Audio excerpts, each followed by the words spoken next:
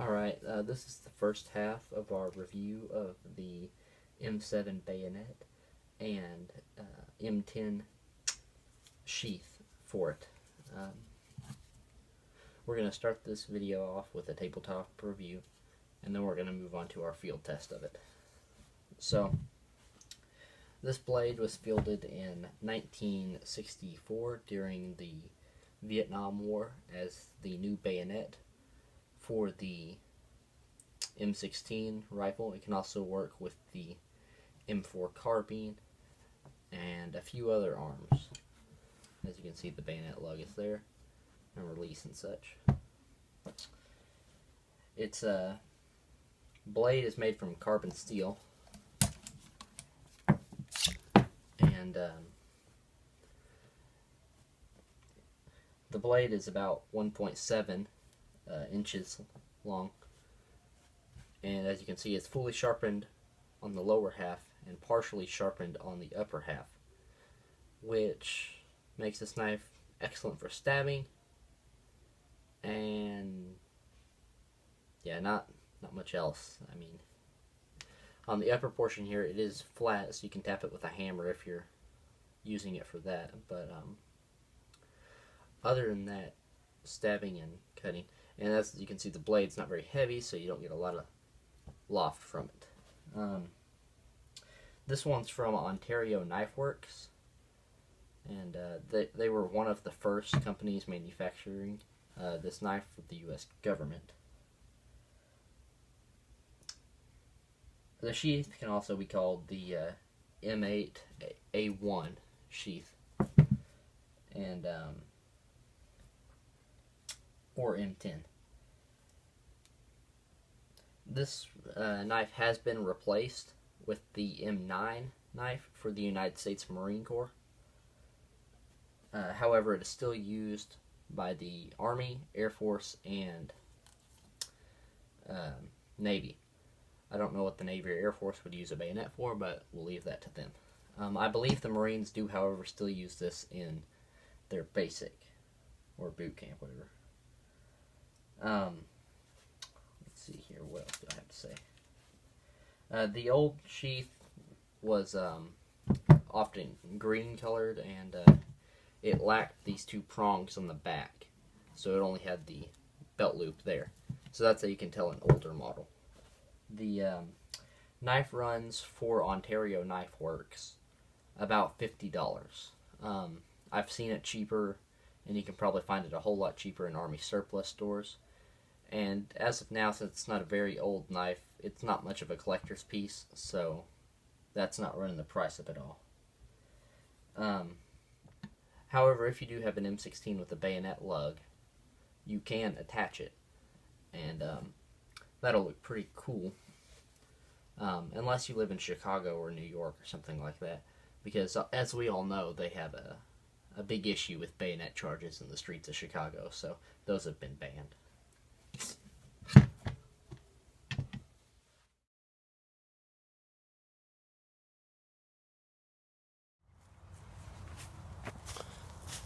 Alright, this is the field portion of our review of the US M7 bayonet.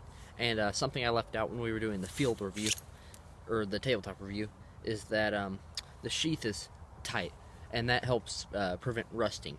So you're going to have a lot easier time keeping this blade from rusting than you would with a traditional leather sheath or looser sheath of the same material.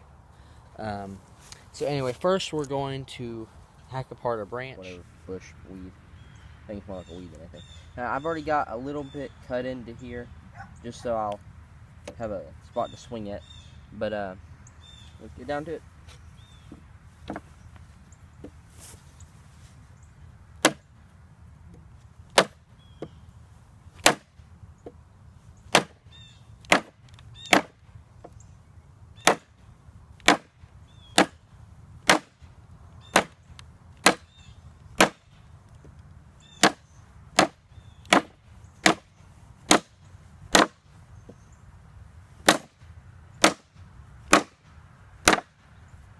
Well, it split the wood there instead of breaking it or cutting through it all the way. Keep keep hacking at it though. So.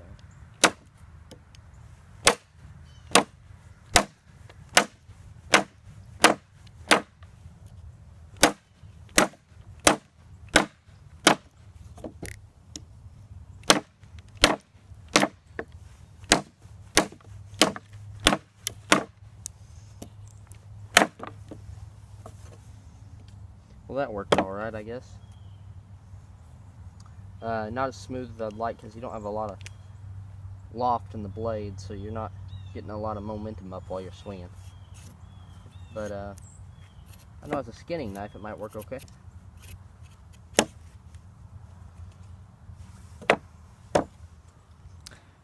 Something I'm glad they made up for this knife's lack of cutting abilities is having a little flat spot there on the back to help splitting abilities.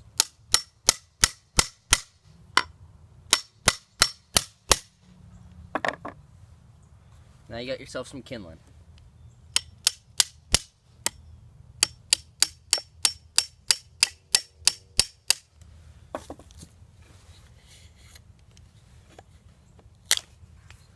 Toss that in your fire. Get you another spot.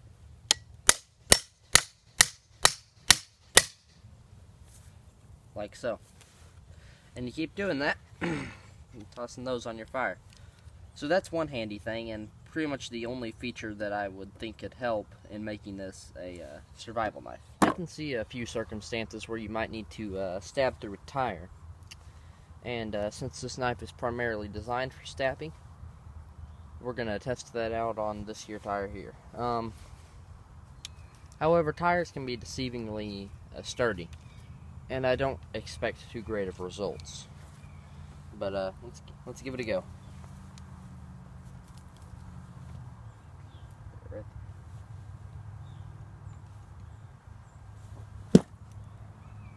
Not very much. That's just barely getting into the rubber itself. That got in a little further than the last one. Try it back. Getting in a little further. That got into about there, so it covered up the tip of the blade.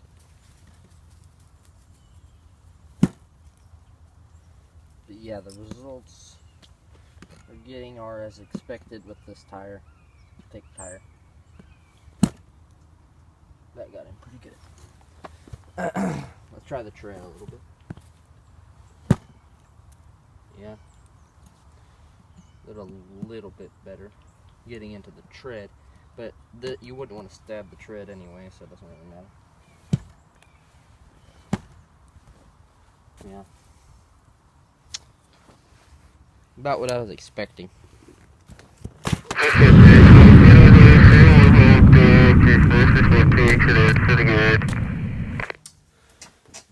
My general opinion on this knife is that it's relatively well made, as is most things the U.S. government issues, not all.